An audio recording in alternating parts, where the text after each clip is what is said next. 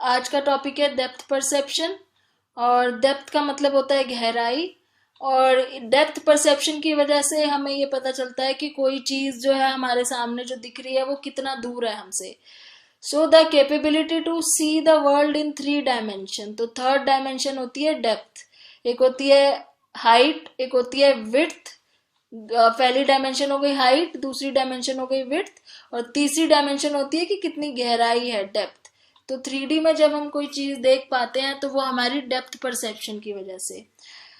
So it's a handy ability because without it you would have a hard time judging how far away objects are. अगर आपको depth perception नहीं समझ आएगी तो आपको ये जज करना मुश्किल हो जाएगा कि कितनी दूर रखी हुई हैं चीजें।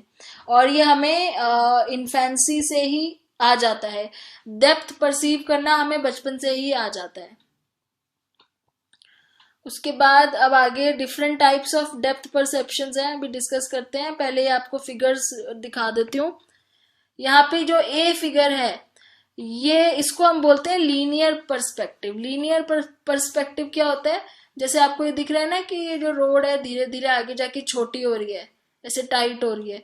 तो जैसे अगर ऐसी कोई भी चीज हम देखते हैं, चाहे वो रेलवे की पटरी हो या ये रोड हम देख रहे हैं, तो जब कोई चीज हमें पिक्चर में ऐसे पास जाती हुई नजर आती है, ऐसे आगे जाके क्लोज होती हुई नजर आती है, तो हमें ये फीलिंग आती है कि वो डेप्थ में है, मतलब गहराई में है, दूर है, ऐसा लगता है हमें देख के। तो ये हो गया लीनियर पर्सपेक्टिव। बी फोटो जो है, बी फोटोग्राफ, बी में वो दिखा रहे हैं टेक्सचर ग्रेडियंट। टेक्सचर ग्रेडियंट का मतलब, टेक्सचर मतलब आपको कैसा सरफेस नजर आ रहा है। अब सामने जो चीज है उसका आपको टेक्सचर एकदम क्लियर दिख रहा है पत्थरों का, लेकिन जैसे जैसे वो पत्थर दूर होते जा रहे हैं आपको उसका टेक्सचर थोड़ा सा क्लियर नहीं दिख रहा है, बहुत छोटे छोटे दिख रहे हैं। सामने की चीज आपको कितनी बड़ी नजर आ रही है, लेकिन जैसे जैसे वो चीज दूर होती जा रही है वो छोटी होती जा रही है, और यहाँ जाके तो बहुत ही छोटे हो गए, आपको दिख भी नहीं रहे। तो इसको बोलते हैं टेक्सचर ग्रेडियंट, कि जो सामने की चीज है वो क्लियर दिखती है तो हमें लगता है वो पास है, और जो चीज हमें क्लियर नहीं दिखती, छोटी छोटी, साइज छोटा होता जाता है, तो वो दूर हो जाती है, तो उससे हमें डेप्थ नजर आती है। फिगर सी में वो दिखाया है कि जो जो क्लाउड्स हैं, आपको देखो यहाँ पे जो आपको रोड दिख रही है ये आपको शार्प एकदम क्लियर नजर आ रही है, लेकिन जब ये आप क्लाउड्स और ये पीछे माउंटेन्स देखते हो तो ये थोड़े से धुंधले नजर आ रहे हैं, ये वाले। तो ऐसे धुंधली अगर कोई चीज नजर आ रही है तो हमें क्या फीलिंग आती है कि वो बहुत दूर है। तो इसको इन्होंने नाम दिया है एरियल और एटमॉस्फेरिक पर्सपेक्टिव। एरियल या एटमॉस्फेरिक पर्सपेक्टिव का मतलब है कि कोई चीज जो बहुत दूर और धुंधली दिख रही है वो चीज बहुत दूर होती है, उन्हें उसे हमें देख के लगता है कि वो बहुत दूर है। और जो एकदम शार्प और क्लियर नजर आ रही है, जैसे ये रोड है यहाँ पे, तो वो पास लगती है। फिर उसके बाद आती है फिगर डी। फिगर डी में इन्होंने दिखाया है रिलेटिव साइज। रिलेटिव साइज का मतलब साइज बड़ा छोटा। अब जिस चीज का साइज हमें बड़ा दिखेगा वो हमारे पास है, जिस चीज का साइज छोटा हो जाएगा वो हमसे दूर है। ठीक है, तो ये चार फोटोग्राफ्स यहाँ पे दिए हैं। अब पहले हम बात करते हैं यहाँ पे क्यूज की। क्यूज होते हैं ये जो हमें हिंट्स, ये जो हमें हिंट है ना, ये हिंट मिल रहे हैं हमें कि कोई चीज ऐसे दिख रही है तो वो दूर है, कोई चीज धुंधली दिख रही है तो वो दूर है।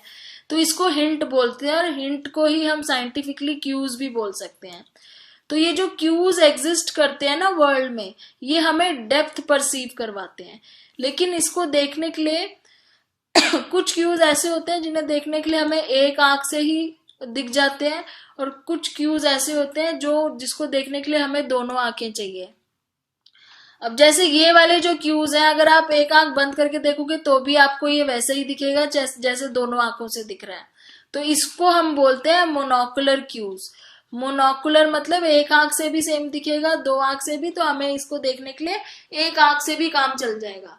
तो ये हो गए मोनोकुलर क्यूज। मोनो मतलब सिंगल, और बाइनोकुलर क्यूज वो होते हैं जिसको देखने के लिए दोनों आंखें चाहिए, तो उसको हम बोलते हैं बाइनोकुलर क्यूज। और ये जो अभी हमने ऊपर एग्जांपल देखी, ये मोनोकुलर क्यूज में आते हैं। तो इसमें कौन कौन से आते हैं, अभी हमने जो देखे थे, monocular cues are often refer to as pictorial depth cues, इसको हम पिक्टोरियल डेप्थ क्यूज के नाम से भी बोल सकते हैं। जब भी कोई आर्टिस्ट अपनी पेंटिंग्स बनाते हैं ना जिसमें आपको वो डेप्थ दिखाने की कोशिश कर रहे हैं, उसमें वो ये सारे क्यूज को यूज करते हैं ताकि आपको उसमें डेप्थ नजर आए और वो फोटो रियल लगे आपको देखने में। तो पहला आता है लीनियर पर्सपेक्टिव। लीनियर पर्सपेक्टिव वही जो हमने स्टार्टिंग में देखा था, ये वाला। ऐसे कभी कभी हम लोग वो ट्रेन की जो पटरी होती है उसको भी इस तरीके से दिखाते हैं ना कि ट्रेन दूर से आ रही है या जा रही है। So when looking down on a long interstate highway, the two sides of the highway appear to merge together. तो दूर जाके कोई चीज मर्ज कर रही है एक दूसरे में, उसको बोलते हैं linear perspective. It works in pictures because people assume that picture as in real life converging line indicate the ends. तो पिक्चर में अगर आप ये चीज दिखाते हो तो उसमें वो रियल लगता है कि सच में वो मर्ज हो रहा है, आगे जाके दूर जाके मिला हुआ है। तो वो दूर है हमसे, पास में नहीं है, दूर है। फिर उसके बाद आता है second relative size. Relative size कौन सा था? ये फ्लावर वाला, कि जो पास की चीज है वो बड़ी दिखती है। तो relative size, the principle of size constituency is at work in relative size. अब इसमें साइज कॉन्स्टेंसी का प्रिंसिपल काम करता है। हम ये नहीं सोचते कि जो चीज दूर है उसका साइज छोटा हो गया, हमें पता होता है कि साइज सेम है लेकिन वो दूर है इसलिए छोटा दिख रहा है। तो साइज कॉन्स्टेंसी है यहाँ पे। When objects that people expect to be a certain size appear to be small are therefore assumed to be much further away. तो जो चीज हमें पता है कि जिसका साइज बड़ा ही होगा लेकिन वो छोटा नजर आ रहा है, तो हम ये अज्यूम कर लेते हैं कि वो बहुत दूर है। तो ये हो गया रिलेटिव साइज।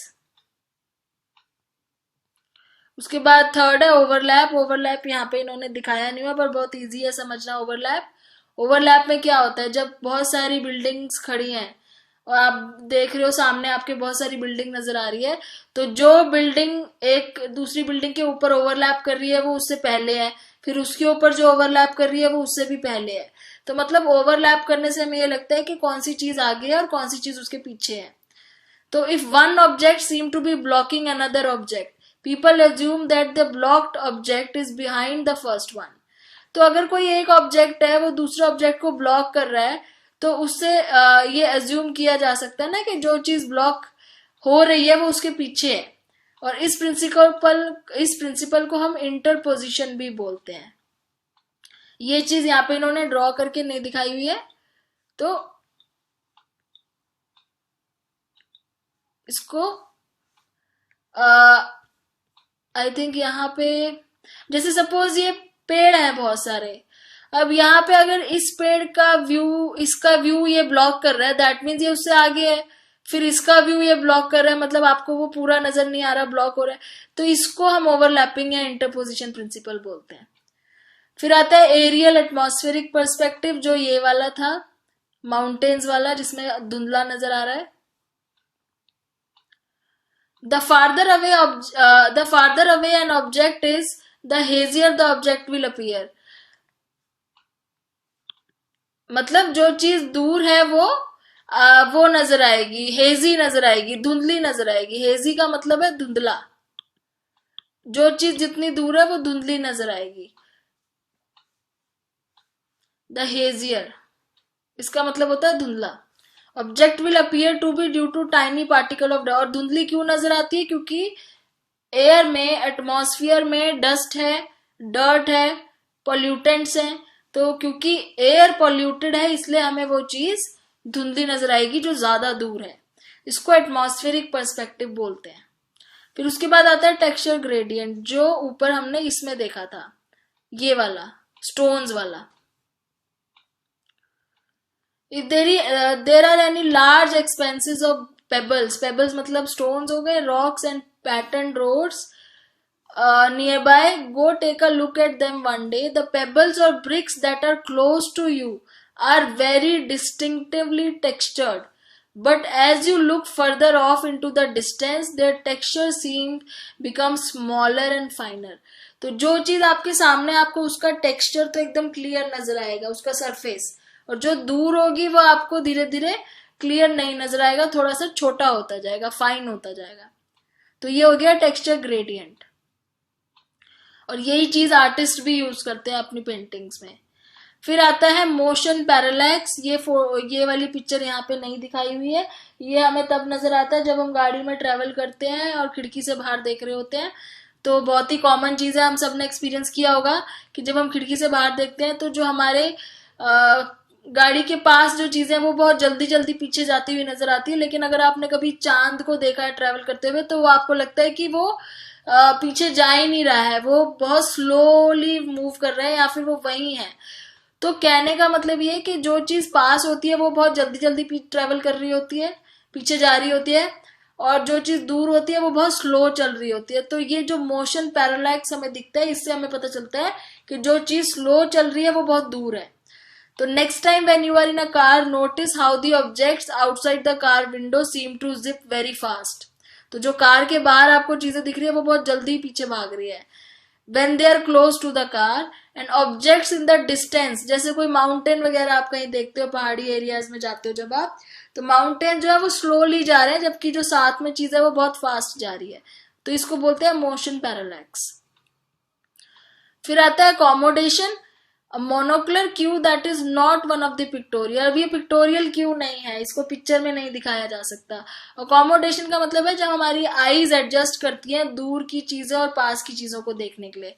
तो जो हमारे आई का लेंस होता है वो आपको पता है कि मसल से अटैच होता है, और जब हम कोई पास की चीज देखते हैं तो वो मसल्स अपनी थिकनेस और शेप चेंज करते हैं, और दूर की देखते हैं तो भी चेंज होती है। सो अकोमोडेशन का मतलब क्या है, ये हमने आई चैप्टर में डिस्कस किया था। Visual accommodation, tendency of the lens to change its shape और thickness in response to the object near और फार। तो ऑब्जेक्ट नियर है कि फार है, उसके अकॉर्डिंग जब लेंस अपनी थिकनेस चेंज करता है तो उसको अकोमोडेशन बोलते हैं। और ये पिक्टोरियल क्यू नहीं है, ये मस्कुलर क्यू है, क्योंकि ये हम पिक्चर में नहीं दिखा सकते, ये आपकी आंखों के अंदर होता है।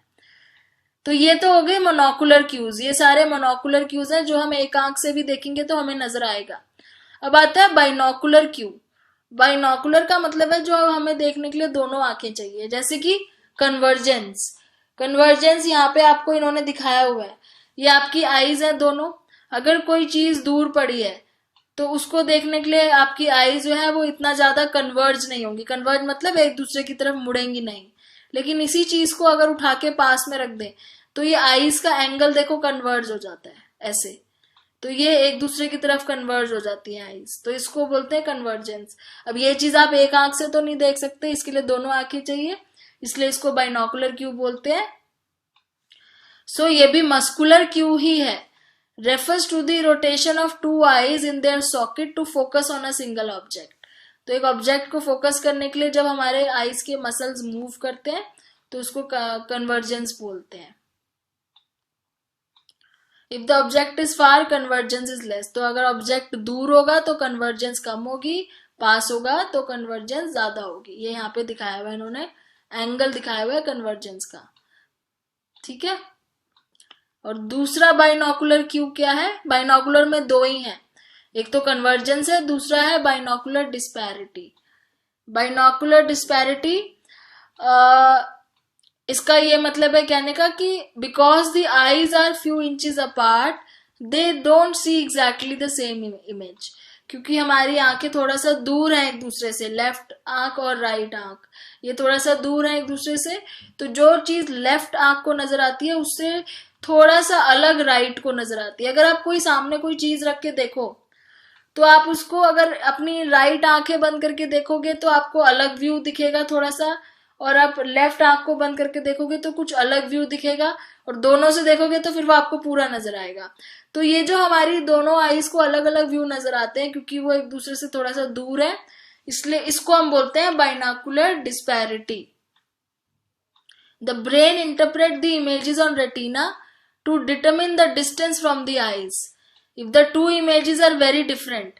तो अगर आपको दोनों आंखों से कुछ ज्यादा ही अलग इमेज नजर आ रही है तो दैट मीन्स वो बहुत पास है आपके, वो इमेज आपकी आंखों के बहुत पास है, इसलिए वो दोनों आंखें अलग अलग व्यू दिखा रही हैं, ठीक है।